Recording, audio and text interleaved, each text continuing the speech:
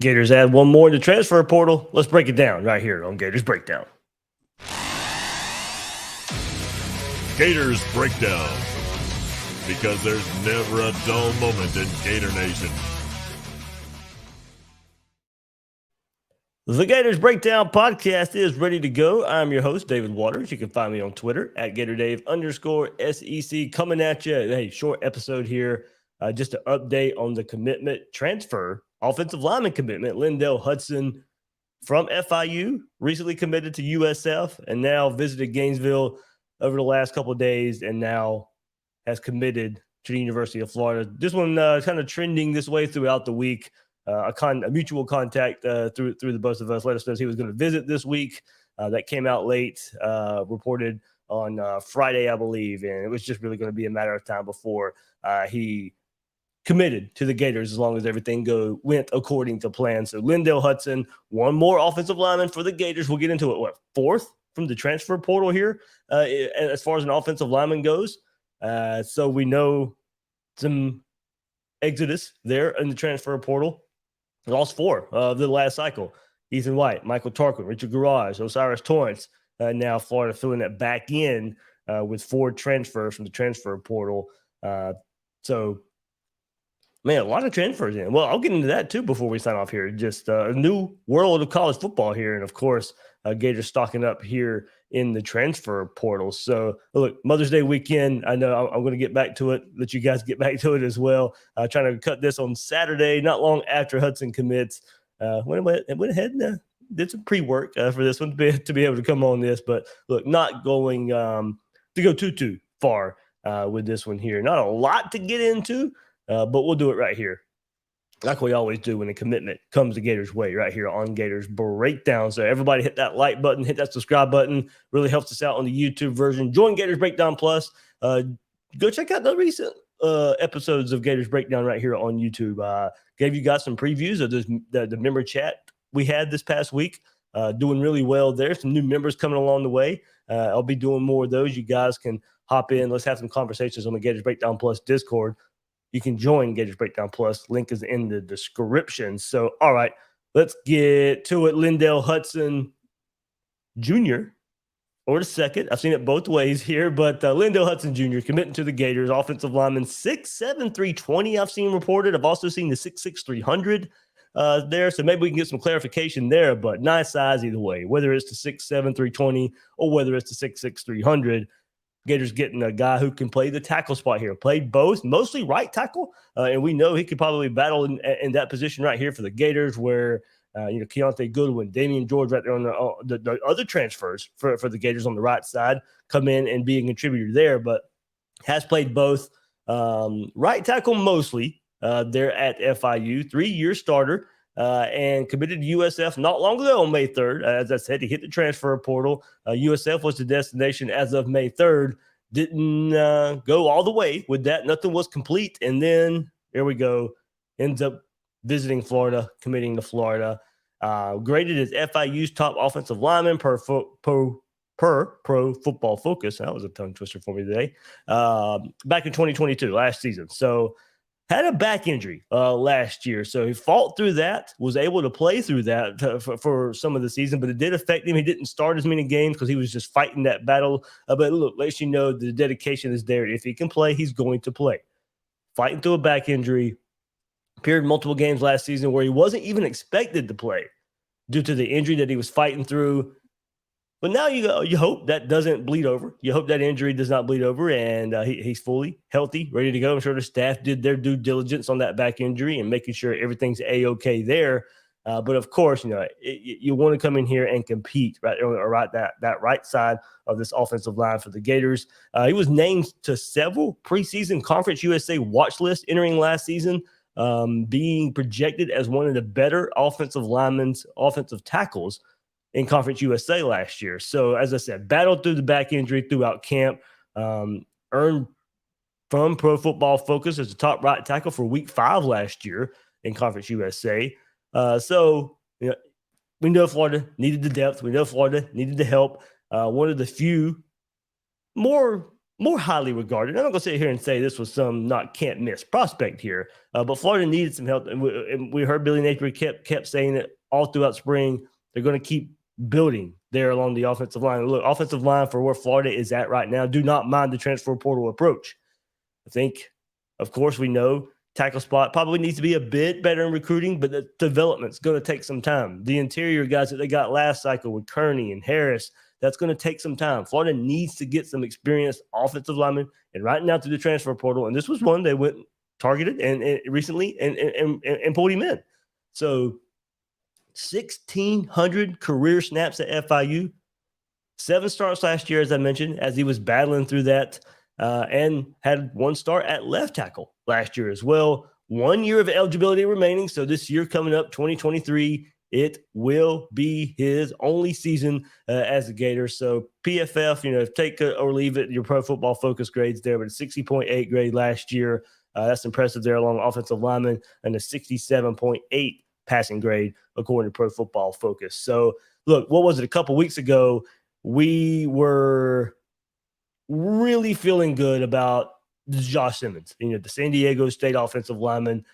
This might have been a pivot. Once that did not happen, because as we said, he was hitting the transfer portal through FIU and then committed to USF. And that was going to be the plan here. Florida pivots with their plan after losing Josh Simmons, identifies their next target here, of course, with Hudson, goes and gets him on a visit. He commits. So once the visit happened, it was probably going to happen. So visit pays off, and Florida gets another offensive lineman to throw in that competition. Now, I'm not going to sit here and say Hudson comes in and dominates and wins the job right away, but you can't replace that experience that he's bringing in now, albeit at a lower level. And Billy Napier they've done a good job with the lower level, mostly the Louisiana kids, of course, with Osiris Torrance and Montreux Johnson. Those guys had a little bit of a leg up. They knew what to expect from Billy Napier. They knew what to expect from this staff. It wasn't so hard of a transition.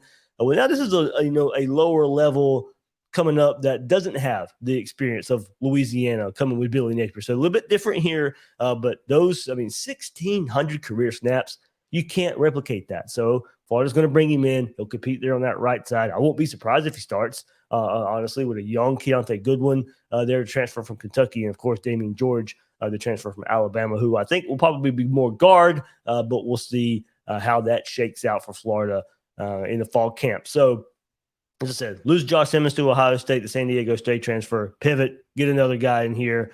And look, comes in with 3 other offensive linemen, as I said, that were already transfers. Mention Goodwin, mention George, Micah Mazuka, of course, another offensive lineman the Gators brought in. So the 4th offensive lineman through the transfer portal that the Gators have brought in to compete here. And at least for Mazuka, if everything comes back right with the surgery and everything's going A-okay there with the little mix-up there that there was about a month or so ago, he'll be starting there at that left guard spot. And then you brought in 3 guys who are going to be competing on the right side of this offensive line, probably for some starting roles as well right here for the Gators. But 4th offensive lineman, and we'll go through it again, the 12th overall transfer.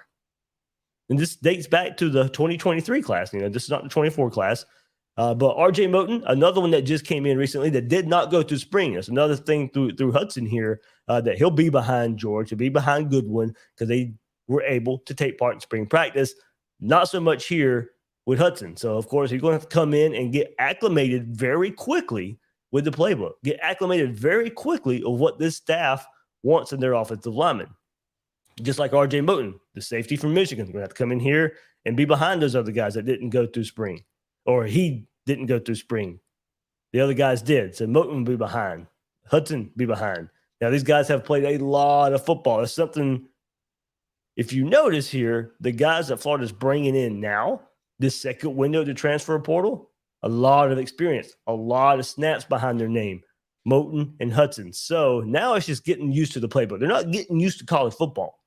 Those guys are now just getting used to the Florida playbook and what this staff expects, different from their previous staff. So add it to it. Moten was the 11th. Hudson was the 12th. But then Keontae Goodwin, Manning Nunnery, Cam Carroll, Damian George, Micah Mazuka, Deuce Spurlock, Taraja Mitchell, Cameron Jackson, Graham Mertz, Caleb Banks. That's your transfer class. That's your transfer class right now for the Gators. And before we sign off right here, everybody hit that like button one more time if you haven't done so yet.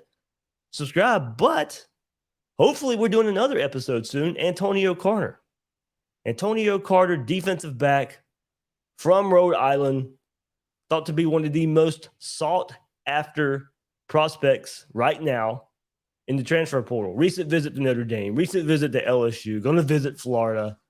One we need to be on the lookout for, who could come in and play that nickel spot for the Gators, compete on that defensive backfield for the Gators.